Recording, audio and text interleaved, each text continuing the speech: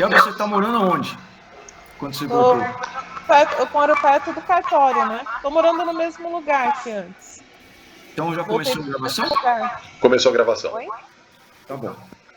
Então depois a gente combina aí com a Kelvin pra Tá gente bom. tudo lá, jantar na casa dela para comemorar a volta dela do interior para São Paulo. Tá bom.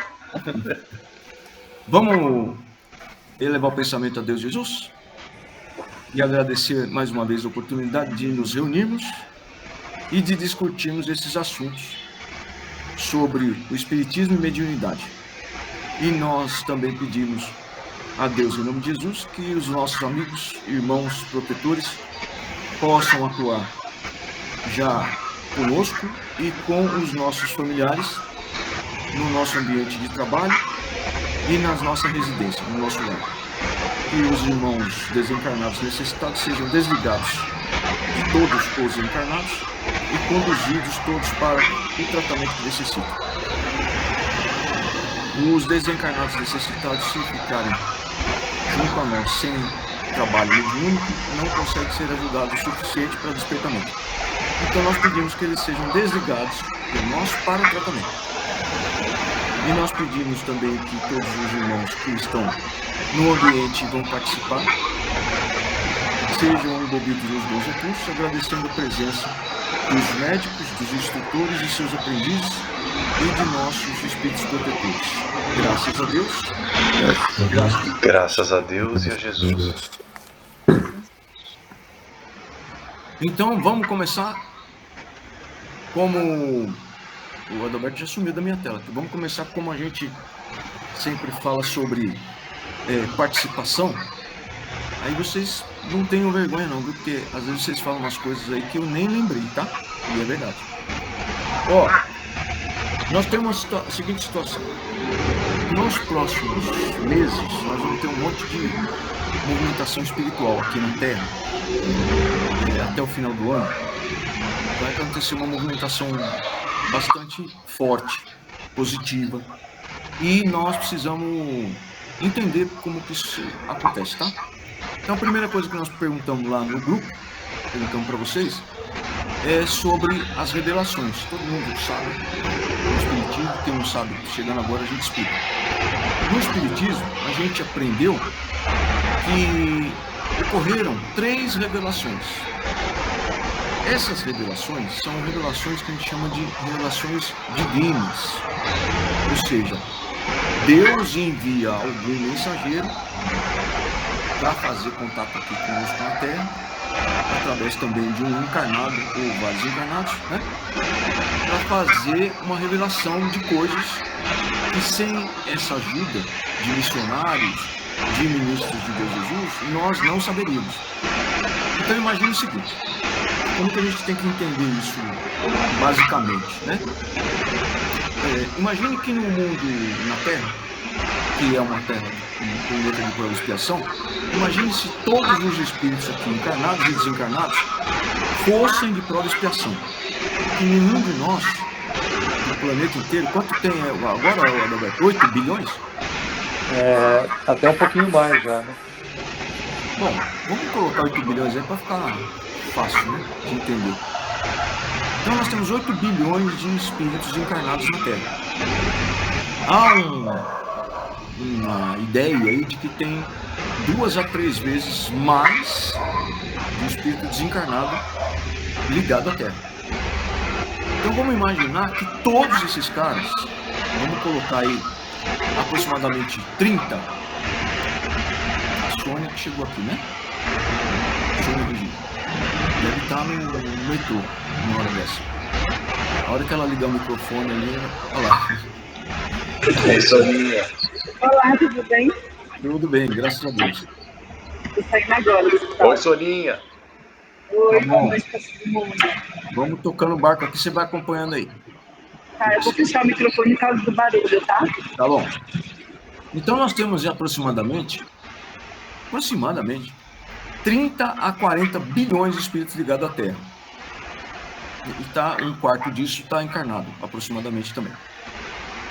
Imagine que esses bilhões fossem todos espíritos de prova e expiação. Quer dizer, que ele tivesse começado aqui no planeta, não tivesse melhorado, só acompanhando o tempo, reencarnando, mas fosse tudo da Terra, e não tivesse nenhuma parte deles conseguido subir a outras esferas, certo? Ir lá aprender um monte de coisa e trazer essa novidade para nós.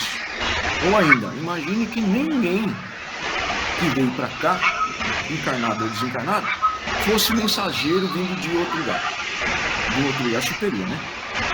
O que 30 a 40 bilhões de espíritos iam ensinar um para o outro, né? Então você tem que imaginar o seguinte: tem 40 alunos na sala e não tem nenhum professor, porque todos têm o mesmo conhecimento. Então, se todo mundo tiver o mesmo conhecimento, ninguém vai ensinar nada um para o outro. Nós estaríamos, provavelmente, no começo, talvez no início de procriação, ou ainda no planeta, a Terra estaria num estágio anterior ainda.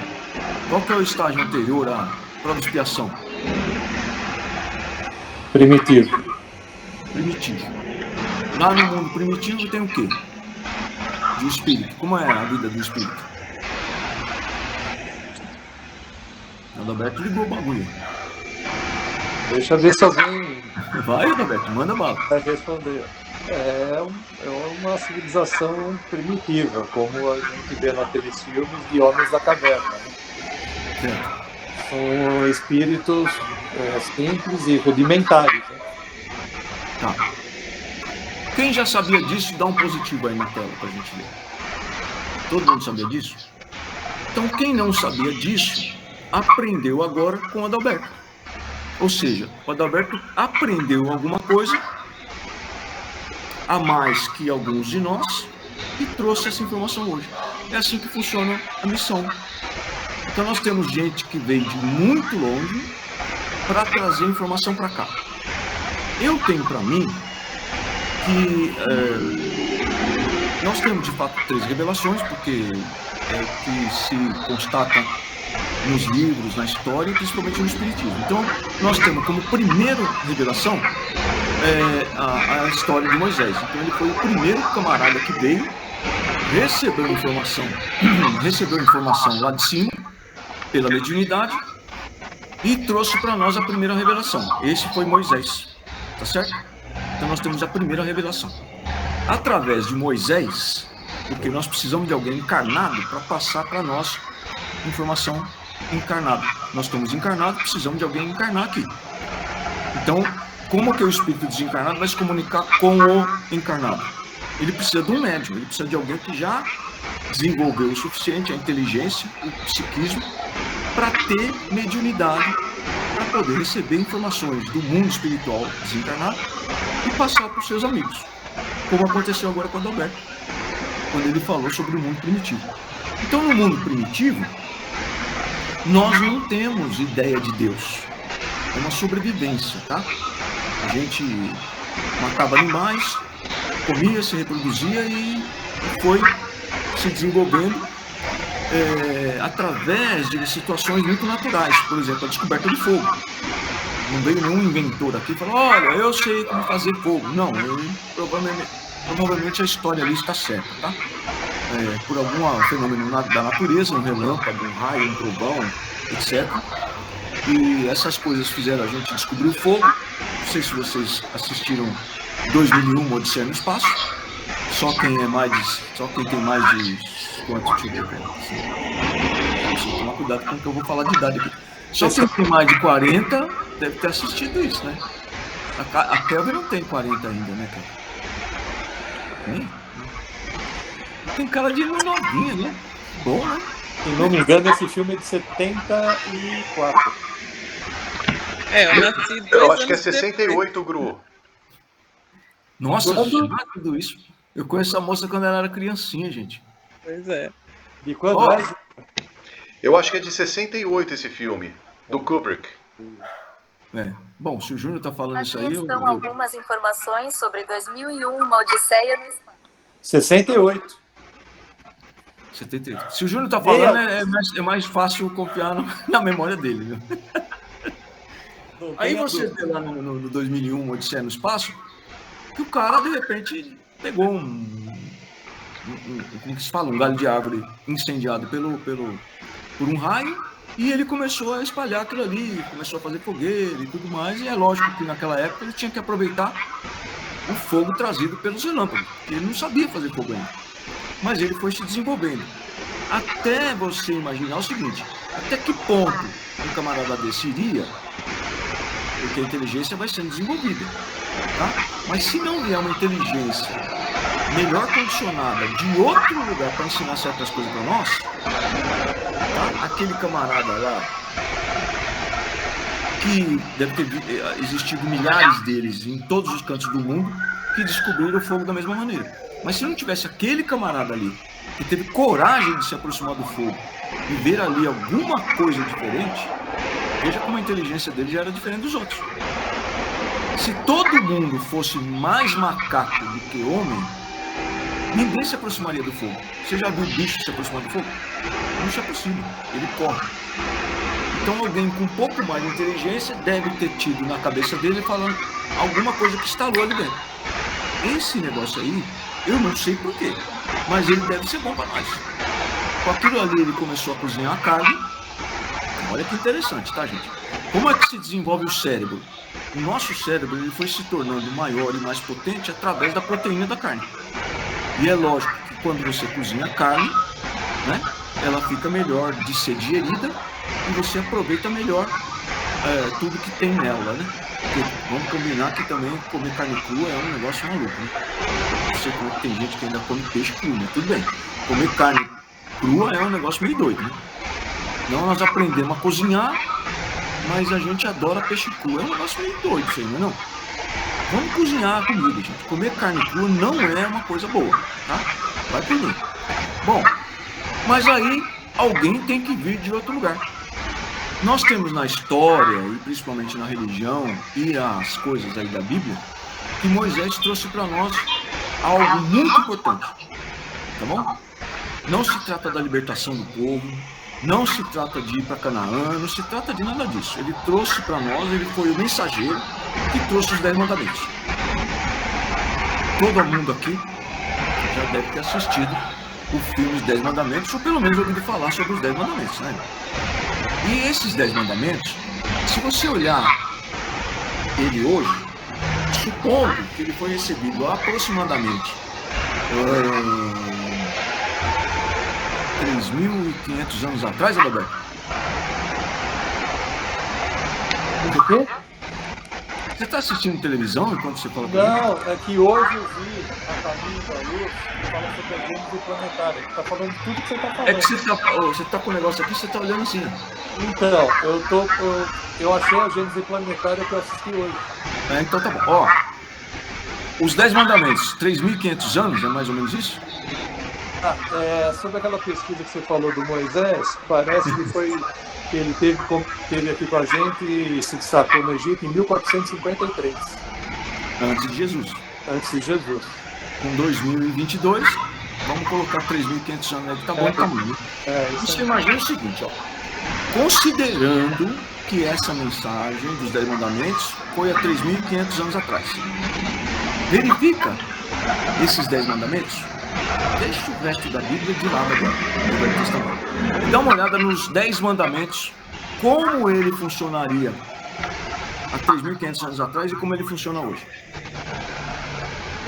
Vai lá dar uma olhada nesse assunto. Isso aí você vai ver lá. Primeiro, você vai ter nos 10 mandamentos aproximadamente 7 proibições. É assim que começa a educar a moralidade do povo, tá? Primeiro você diz para eles o que eles não devem fazer, tá bom? E depois você ensina o que eles devem fazer. Mas lá nos 10 mandamentos, você vai ter o suficiente de indicação para o que se deveria fazer para ter uma vida plena, melhorar e progredir. Certo? Então, por exemplo, o povo de Israel, os hebreus, ficaram 400 e poucos anos, 450 anos, escravos no Egito. um tempo enorme que eles tiveram assim, quase esquecendo os ensinamentos de Abraão. Tá? Eles começaram a adorar ídolos, adorar deuses, que eram espíritos em forma de animais, meio homem, meio animal, como os egípcios estavam acostumados. Tanto é que ao subir ao monte para receber os 10 mandamentos e demorar muito entre aspas, né? O povo achou que ele estava demorando muito. Quando ele desceu já tinha um bezerro de ouro, meu Deus. Tá? Você vê como foi rápido o povo ali substituir o Deus único, que Moisés veio lembrar, que tinha sido passado por Abraão. Moisés veio relembrar, e aí, muito rapidamente, 30 dias, 20 dias, 40 dias, não sei quanto tempo foi, rapidamente eles já elegeram um novo Deus. Tem um monte de perguntas que vocês não fazem, ou alguns fazem, eu faço porque eu sou muito curioso. Um povo que era escravo, 450 anos, que saiu de lá, com o faraó e todo o Egito no encalço deles, onde eles arrumaram tanto ouro para fazer o bezerro de ouro? É meio inconcebível você acreditar, como está escrito na Bíblia, que saindo de lá, os egípcios deram ouro para eles, ou eles tomaram dos egípcios sem receber uma flechada na cara. Mas tudo bem, fizeram o bezerro de ouro. Aí, Moisés descendo do monte, da montanha, com os 10 mandamentos, funcionaria tudo beleza na terra e a gente ia se desenvolvendo de inteligência e moralidade, acreditando e tendo fé num Deus único. O que nós fizemos? Ficamos 450 anos de escravo, e para voltar para Canaã nós fomos matando todo mundo no caminho e fazendo escravo. Olha que coisa linda. Ou seja, pouco tempo depois, menos de 40 anos, ou durante os 40 anos seguintes, talvez no primeiro ano, no primeiro semestre, no primeiro mês, nós já estávamos matando e fazendo escravo. Quer dizer, é por isso que teve que vir outra revelação, porque nós esquecemos os ensinamentos. Nós pegamos os ensinamentos de Deus, naquela época, e distorcemos de tal forma que nós nos tornamos pior do que os egípcios quando nos escravizaram. Então Deus, percebendo isso, mandou a segunda revelação. Só que dessa vez não tinha um médium aqui na Terra para receber informação e passar para nós. Veio o próprio Jesus, co-criador da Terra e do nosso sistema solar. E aí ele trouxe informações e ensinamentos para colocar na lei. Lembra do capítulo 1 do Evangelho segundo o Espiritismo? Eu não vim destruir a lei. Eu vim para dar cumprimento. O que significa dar cumprimento a uma lei? Nesse sentido que Jesus estava falando. O que vocês dizem sobre isso? Fazer essas leis na nossa vida. Né? Dar cumprimento às leis. Significa o que o Adalberto disse, mas significa coisa mais profunda ainda. Tá? Significa que é o seguinte, que as leis de que ele estava falando só poderiam ser divinas. Ele não estava falando das leis do homem, as leis que supostamente são creditadas a Moisés como leis civil, leis da sociedade, tá? Ele está falando da lei de Deus, ele é o mensageiro direto de Deus. Ele está falando de lei divina. Por que dar cumprimento à lei? Porque até agora vocês não cumpriram a lei que Deus mandou. Os 10 mandamentos que vocês receberam não foram cumpridos, não. Vocês distorceram tudo. O Adalberto está balbuciando alguma coisa ali, não sei se deve ser com a Santa, né? Ah, é com a Santa. Pensei que ele estava falando com a gente com o microfone desligado. Veio Jesus. Aí Jesus trouxe um monte de ensinamento, não escreveu uma linha, mas deixou gente para escrever o Evangelho para nós. No livro Paulo e Estevão, eles contam que o primeiro Evangelho foi o de Levi, tá? De Mateus. E acho que até por isso eu gosto mais do Evangelho de Mateus. Mas o primeiro Evangelho, um monte de estudioso, teólogo e escambau fala que não foi o de Mateus.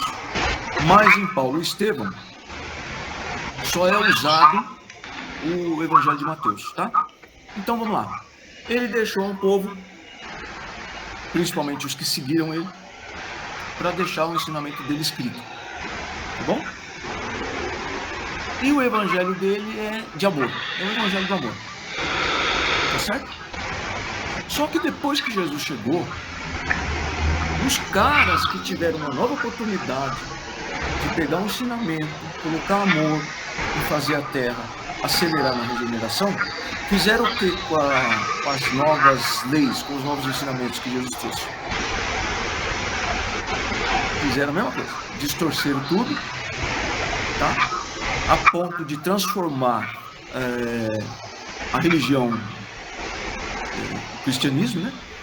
Os ensinamentos de Jesus, numa religião que matava todo mundo que não concordasse com a igreja. Quer dizer, se Jesus veio trazer amor para a lei, para dar cumprimento à lei divina, que são os 10 mandamentos, como é que depois que você faz tudo isso, recebe um camarada desse tamanho, você assume a igreja e mata em nome da religião? Olha, estamos fazendo muita desgraça ainda, né? Aqueles camaradas reencarnaram e continuaram fazendo besteira. Tiveram nova oportunidade na religião e continuaram fazendo besteira. Então essa era a segunda revelação, Jesus. E a terceira revelação, o Espiritismo. Mas por que precisava o Espiritismo aparecer, né? Pela mesma maneira que a segunda revelação precisou ser trazida para nós. Porque o homem na Terra, ele não respeita nada, tá? Ele só quer saber de ganhar e ter poder. Poder material. Essa coisa efêmera, né? Essa coisa que é tão passageira que quando a gente desencarnar, vocês vão lembrar disso. Quando a gente desencarna, a gente percebe que aqui na Terra, o tempo que passa aqui, lá em cima, é muito rápido. Tanto que a pessoa que está lá numa boa, ele vai falar, nossa, já voltaram? Se ele estiver cuidando dos assuntos dele lá, ele não percebe o tempo que passou aqui na Terra. Quando ele vê a gente chegando, ele fala, nossa, mas já? Quanto tempo se passou? Olha, lá na Terra passou 80 anos, 90 anos. Sei lá, quantos anos de vida a gente teve aí, se não morresse da hora, né? Por um acidente, por qualquer motivo aí que não estava programado. Passou 80 anos. Caramba, já passou 80 anos na Terra. É muito rápido. E esse tempo, por ser tão rápido, as pessoas que não acreditam que existe vida após a morte, fazem tudo que você possa imaginar para adquirir dinheiro e bens. Tudo. Então, o Espiritismo veio para trazer informação, principalmente do seguinte: olha, cuidado com essa sua obsessão pela matéria. Cuidado. Porque a vida não acaba na morte. E além do mais, quando você morrer, para dessa frescura de querer deixar herança para os seus filhos, para os seus netos, para os seus sobrinhos, para os seus primos, para a mãe, para o pai. Todo mundo tem que trabalhar para sobreviver, gente. Se você deixar um monte de coisa para o seu filho, para o seu neto, e etc., você sabe o que você vai estar fazendo com ele, na verdade? É claro que vai depender de cada espírito. Mas, teoricamente, supondo que esses espíritos são do mesmo nível que nós, ou inferior a isso, em moralidade e inteligência espiritual, né, Júnior? O que vai acontecer com eles? Eles não vão precisar desenvolver inteligência tanto quanto desenvolveriam se tivessem que trabalhar e estudar para ganhar a vida. Então funciona assim. Como é que você chegou aonde você chegou hoje? Não importa o que você faça, não importa quanto você ganha, não importa nem se você estiver desempregado. Mas pensa bem, tudo que você fez até hoje foi com trabalho e estudo. Se você recebeu a herança do seu pai e da sua mãe, tá? Uma herança que eu digo assim, você não precisa fazer mais nada da vida. Então, desde criança você já é milionário, continuou milionário, não precisou se esforçar muito, levou a escola na flauta, né, como dizem aí, não se esforçou para nada, porque eu não vou usar isso, gente. Eu sou milionário. Então, para que o cara vai ter curiosidade? Para que ele vai querer saber das coisas? Para que ele vai correr atrás de desenvolver inteligência, conhecimento, experiência e moralidade? Então veja bem, não esquece que eu mencionei. Você tem espíritos que têm a moralidade estão tão avançados diante de nós, são uma exceção. A gente não pode pegar a exceção como regra. Mas nós pegamos a nossa vida toda trabalhando que nem uns doidos lascados para obter coisa material e deixar para os filhos. E se seu filho não quiser saber de nada e parar no tempo esperando você morrer? Quantos filhos matam os pais para pegar a herança para não precisar trabalhar nem estudar? Quantos? Olha os erros que a gente comete. Aproveite a sua vida. Ganhe o suficiente para você viver, para você ter conforto, saúde e dignidade. Entendeu? E aproveite melhor a vida. Tem uma música que eu acho assim excepcional. No momento me foge o nome da banda, mas eu lembro. O cara fala assim: eu devia ter amado mais, vivido mais, um negócio assim, Titãs. visto o sol nascer. Como é que é, Dalberto? Titãs. Titãs, né? Olha que interessante. O cara tá velho, né? Trabalhou que nem um retardado, um débil mental, um imbecil. Trabalhou que nem uma mula. E ele não viu os filhos crescerem, não via o sol se pôr. Ele não viu o sol nascer, não curtia a vida, não curtia a natureza. Você tem que trabalhar? Lógico que você tem que trabalhar. Mas você não pode deixar o trabalho, a matéria, cuidar da sua vida, gente. A sua vida tem que cuidar do trabalho. Nós não estamos aqui para viver miseravelmente.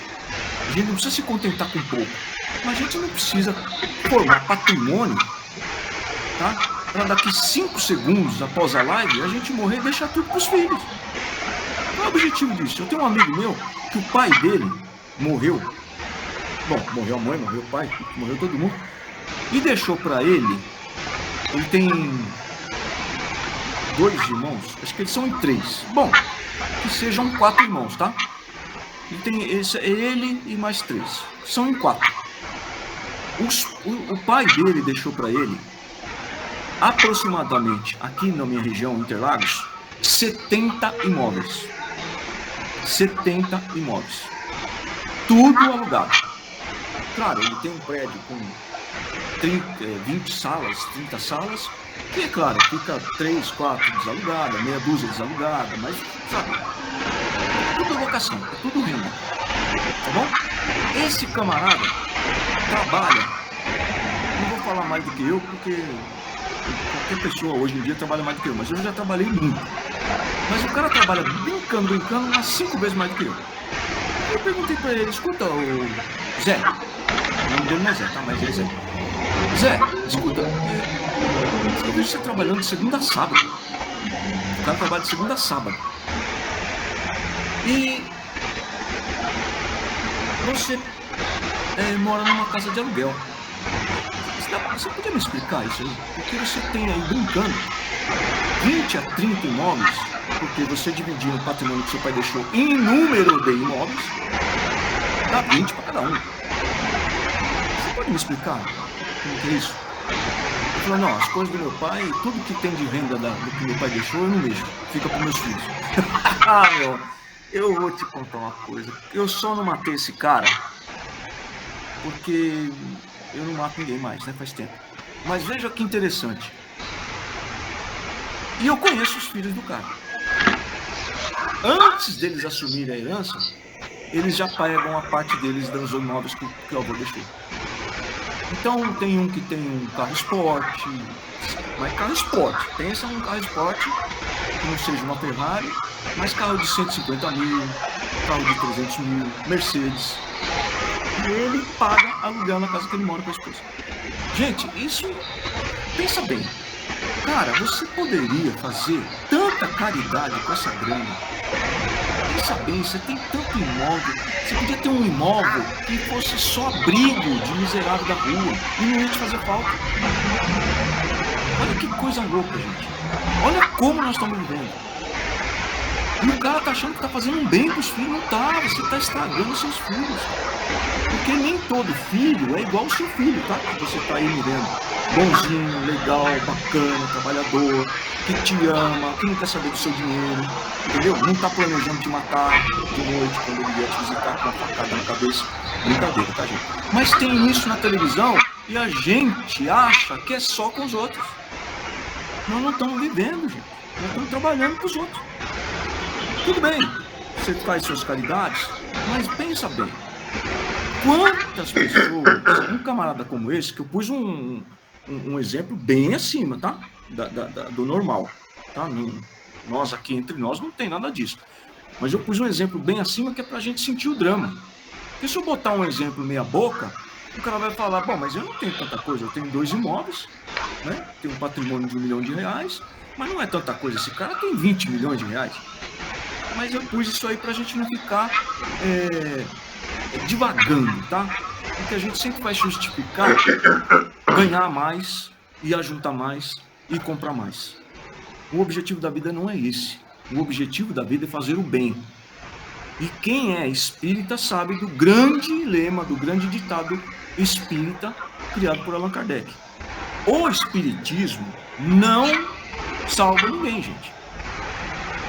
A igreja não salva ninguém. A sinagoga não salva ninguém. Essas religiões todas não salvam ninguém. Quem salva é a caridade. O que você faz com isso? E nós tivemos que ter 3 revelações para nos dizer o seguinte: escuta, presta atenção, irmão. A vida não acaba depois da morte. Você não vai levar nada daí. O que você vai levar daí é o bem que você faz com aquilo que Deus te deu nas mãos para você tomar conta. Perceba bem, Deus precisa de gente que administre o dinheiro, a riqueza do mundo. Tá? Não pensa que eu estou falando para vocês que vocês não podem ter dinheiro, não é nada disso. Mas Deus precisa de gente que administre o dinheiro. Deus precisa de empresário, precisa de advogado, de médico, de administrador de empresa, precisa de todos vocês, de todos nós. Porque nós podemos, gerando a riqueza, administrando bem o que Deus permitiu que a gente tenha, que não é nosso, que a gente ajude o próximo. Tá? E é por isso que nós temos a condição de pessoas que não têm nada. Não tem uma pedra para pôr a cabeça, para dormir. Tá? Trabalha que nem um doido para poder pagar aluguel. Mas ele pode ajudar também. É aí que entra a situação da mediunidade. Entendeu? Então nós temos gente que tem um monte de coisa material e tem mediunidade. Uma das coisas interessantes é que a mediunidade você pode usar todo dia. Todo dia você usa a mediunidade para ajudar os outros. Mas a gente não está muito afim de usar a mediunidade para ajudar os outros todo dia. Tá certo? Por quê? Na maioria das vezes, é a matéria que pegou a gente. Agora observa bem. É todo dia que a gente usa a nossa condição material para ajudar os outros? Tudo bem, a gente faz campanha do cobertor, a gente faz campanha da comida, a gente faz campanha disso, campanha daquilo, mas elas são assim, sazonais. Se não forem sazonais, elas são pontuais, são esporádicas. Mas alguém já experimentou ajudar os outros todo dia? Todo dia? Você já pensou em ajudar os outros todo dia? Você tem ideia de como isso é bom? Então ajude todo dia. Tá? Você não tem dinheiro para ajudar os outros todo dia com dinheiro para comprar uma marmita? Não tem problema, ajuda com a mediunidade. Ajuda com a conversa. Ajuda com um bom papo. Então é o seguinte. Imagine que você tem muita grana mesmo. Mais ou menos assim, você ganha, sei lá, muito dinheiro. No Brasil, muito dinheiro por mês é R$3.000, tá? Imagina que você ganha R$3.000 por mês. Tá legal? Se você gastar R$10 por dia para comprar uma marmita para alguém, porque a marmita você pode fazer por peso, tá? Então pode sair R$10. Eu tô pondo baixo o valor da marmita. Vai prejudicar você que ganha R$3.000 por mês? Não. Mas a gente não compra uma marmita de R$10 todo dia. Já percebeu? Vocês estão entendendo onde eu quero chegar. Agora, e a mediunidade? Que quanto mais você usa, ela é que nem água de poço, né? Poço é assim, né? Você cava, quanto mais você cava, mais água tem, né? A água não vai sumir, ela dá mais água ainda. A mediunidade é interessante. Porque você usa, quanto mais você usar, mais mediunidade você tem. E a mediunidade é gratuita. Só dependeu do trabalho seu como espírito. Pela sua experiência, pelo seu psiquismo, pelo tempo de existência que você tem como espírito. Então, quanto mais você é idoso como espírito, velho como espírito, maior experiência você adquiriu, tá certo? É mais ou menos como a gente fala do idoso hoje. Você quer saber de alguma coisa, uma experiência de vida, você vai perguntar para o idoso. Vai lá perguntar para o idoso. Os caras vão depois falar no YouTube que é bullying, tá? Mas você vai lá no Adalberto e pergunta: Adalberto, o que eu faço nessa situação? Aí ele vai te indicar. Você vai consultar um cara mais velho que você, como eu faço com o Adalberto. Roberto, dá uma opinião para mim de tal coisa. Aí ele dá, aí eu fico feliz da vida, tá certo? Então, a gente procura sempre consultar alguém com mais experiência. Quanto mais experiência você tem, mais você pode ajudar os outros e mais mediunidade você vai ter. E quanto mais você usar a mediunidade, mais você vai ter saúde e mais mediunidade você vai ter para ajudar mais. E tem gente que quer usar a mediunidade uma vez por semana, quando muito. Quando muito. Presta atenção. A casa espírita, de modo geral, centro espírita, ele ensina as mesmas coisas que a igreja ensinou. Fora da igreja não tem salvação, fora da casa espírita não tem salvação. A tal ponto de que nós fizemos uma proposta esses dias para a Jalene, para ela fazer com a mediunidade, seguir as orientações da gente aí por um ano. Um ano? Foi um ano? Cadê a Jalene? Não lembro se foi um ano, acho que foi um ano, né? Que não é muito tempo, você concorda? Nós estamos tudo com mais de 40 anos. Um ano. Mudando o foco, falando assim: olha, eu fiz assim até agora e eu não estou bem não. Eu já passei um momento bom, mas a maior parte das coisas que eu faço não são boas não. Que tal você fazer um pouco diferente? Ou seja, todo mundo aqui está careca de saber. Se a questão da sua vida não está dando certo, o modo como você está fazendo não está funcionando de pleno, não é funcionando mais ou menos, funcionando mais ou menos, qualquer coisa funciona. Né? Eu tinha um Fusca que funcionava mais ou menos, ligava um dia sim, um dia não. Está funcionando, não está funcionando ao gosto, à necessidade. Se você está fazendo de um jeito e não está funcionando plenamente para você viver bem, feliz, saltitante e etc, porque nós não viemos aqui para sofrer. Pelo amor de Deus, médium, nós não viemos aqui para sofrer. Mediunidade não é castigo. Mediunidade é conquista. Tá bom? Você trabalhou muito para ter mediunidade, para conquistar a mediunidade. Aí, o camarada usa a mediunidade só no dia de reunião. Mas peraí, minha mãe tá doente em casa, eu já falei isso pra vocês, eu não vou aplicar passe nela? Não pode. Você só pode fazer isso na casa espírita. Então tá bom, tá certo. Você pode me dizer onde que tá escrito isso na codificação? Aí nós temos falamos da Jalene como exemplo, porque também ela tá aqui, né? É bom a gente falar das pessoas quando ela tá perto, né? Embora como é o nome dele, o Suassuna, Ariano Suassuna, né? Ele dizia que a gente tem que falar das pessoas quando ela está pelas costas dela. Porque falar na cara dela é muita falta de respeito e de educação. Ele era louco, né? É muita falta de respeito, você deixa a pessoa ofendida na frente de todo mundo, deixa ela embora, depois você fala pelas costas dela. Mas é assim, tem uma amiga nossa, uma conhecida, nem tão amiga, que está passando há anos, um sufoco danado com a mediunidade. Na pandemia, então, ela está passando, assim, um terror. E aí, a gente fala para a pessoa, fala: escuta, que tal se você aceitasse uma proposta? Fazer as coisas do jeito que a gente vai propor para você e você experimentar se funciona ou não. Se não funcionar, se não melhorar a sua vida como médium, você nunca mais precisa falar comigo nem voltar aqui. O que você acha? Você não tem nada a perder, porque se não servir, Vai embora, vai cuidar da sua vida em outro lugar, fazendo as coisas que você sempre fez, entendeu? Se a sua vida não melhorar com o que nós estamos propondo, com a orientação que nós vamos dar, você não precisa nem lembrar que eu existo, pode falar mal de mim para todo mundo. Por quê? Para ela, não pode aplicar passe fora da casa espírita, o evangelho no lar é só estudo, não pode confundir uma coisa com a outra, etc, aquelas coisas todas que vocês estão careca de saber. E eu perguntei, tá bom, irmão, tá tudo certo. Você pode me explicar onde que está escrito isso na codificação? Não, mas a casa espírita, falei, tá certo, mas da onde a casa espírita tirou isso? Então vamos voltar lá a 1857, tá? Se a gente não pode usar mediunidade fora da casa espírita, me explica como Allan Kardec pegou todas essas informações e mensagens mediúnicas se não tinha casa espírita. Pelo amor de Deus, me ajuda.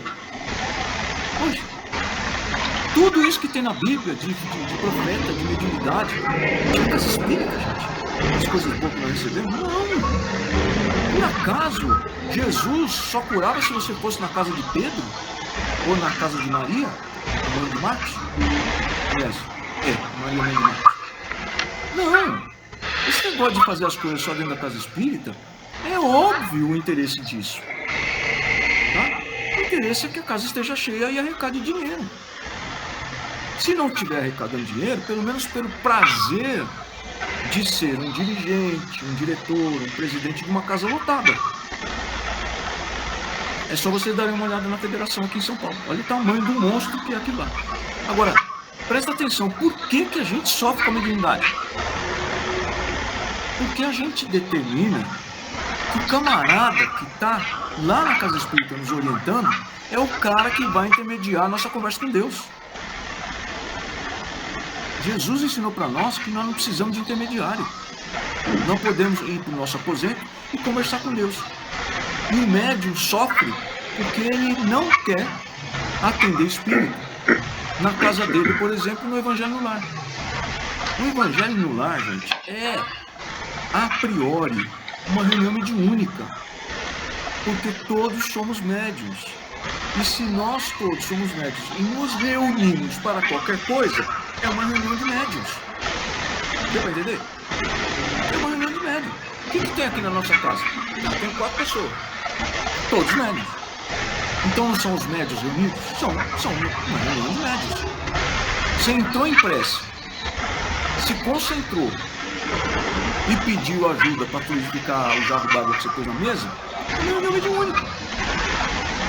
Quando você começa a fazer prece e ler os ensinamentos de Jesus, o que acontece com a sua casa? Ela fica iluminada? Claro que ela fica iluminada. É um facho, é assim que fala? É facho, né? Fala. É facho de luz? É um facho de luz, visto do espaço, na escuridão. Tá? Os mentores localizam aquele facho de luz e trazem os necessitados para sua casa.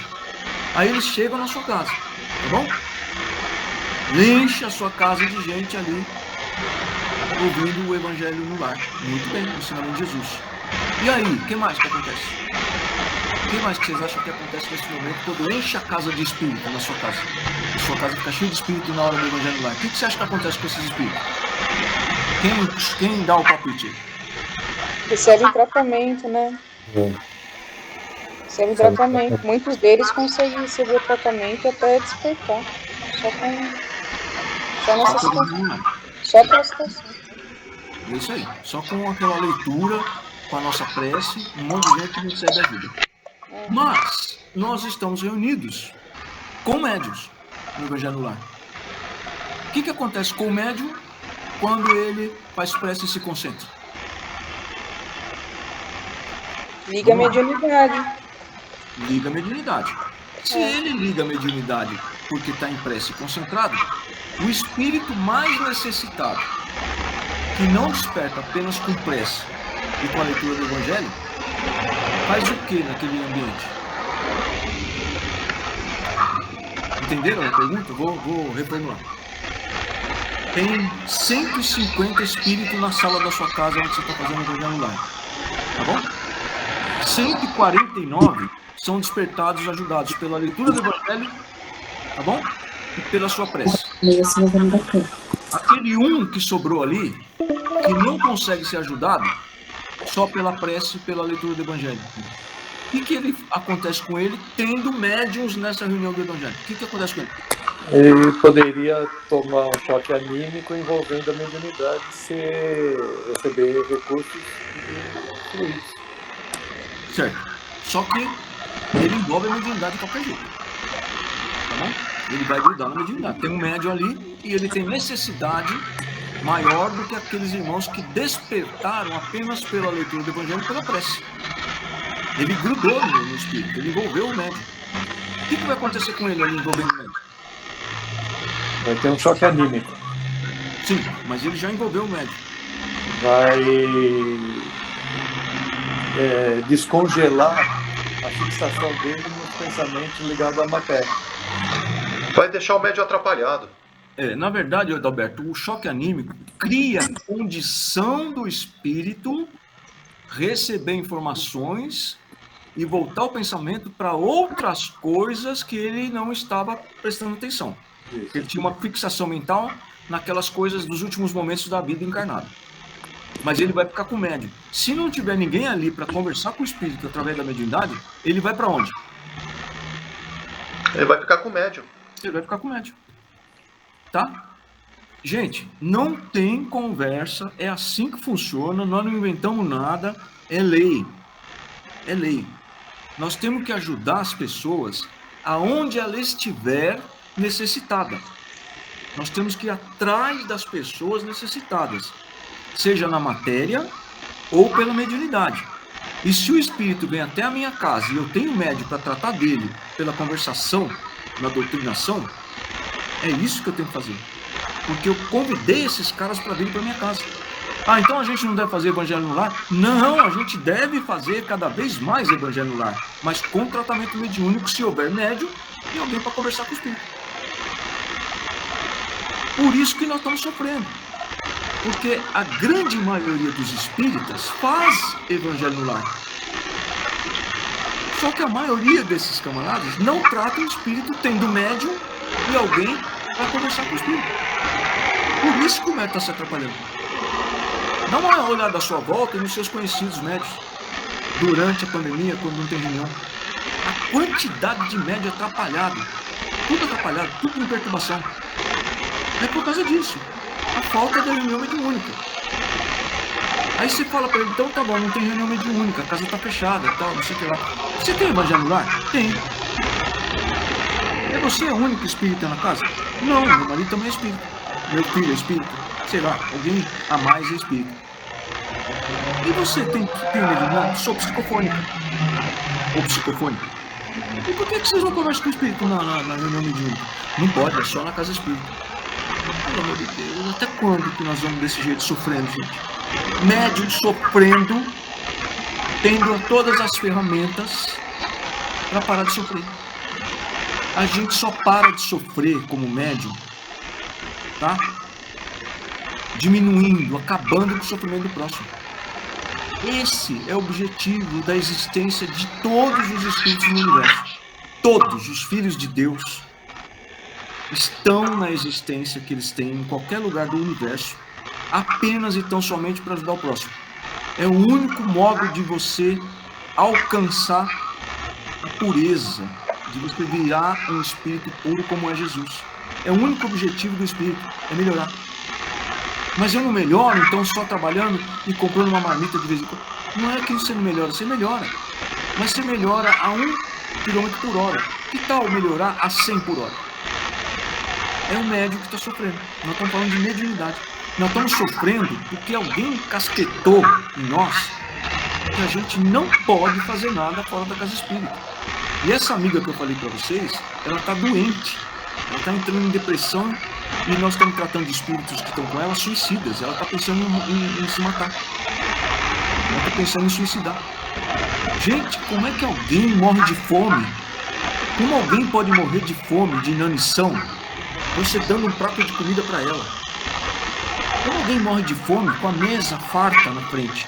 É isso que está acontecendo com o médium. O médium está ficando doente, sofrendo o tempo todo, tendo a mediunidade para ajudar os outros. É a mesma coisa de você ter uma mesa farta, cheia de comida e morrer de fome. Não tem explicação.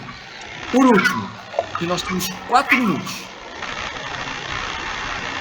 Não está escrito aqui na capa. Isso aqui é obras póstumas, tá legal?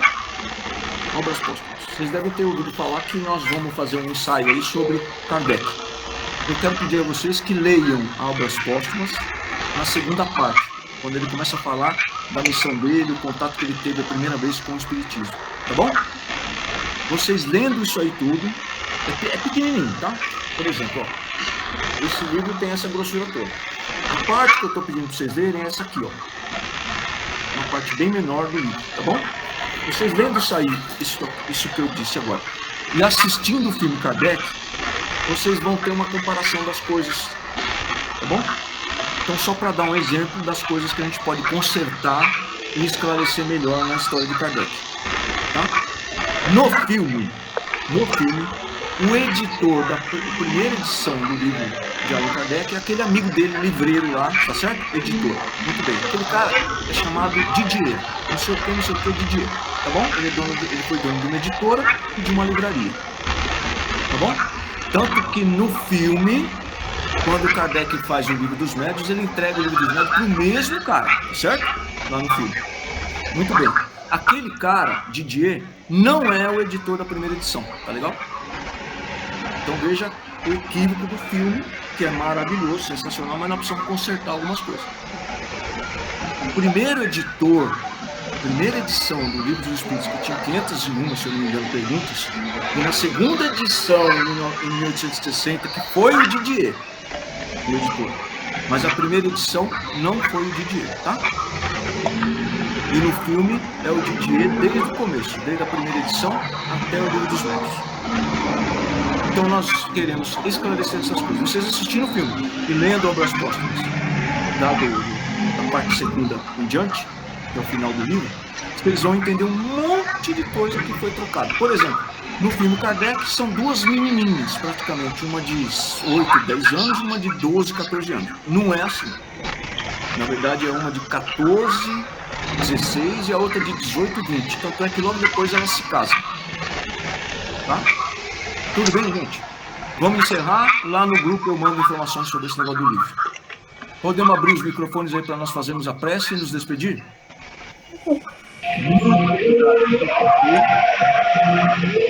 Graças a Deus. A Sônia está numa rede lá.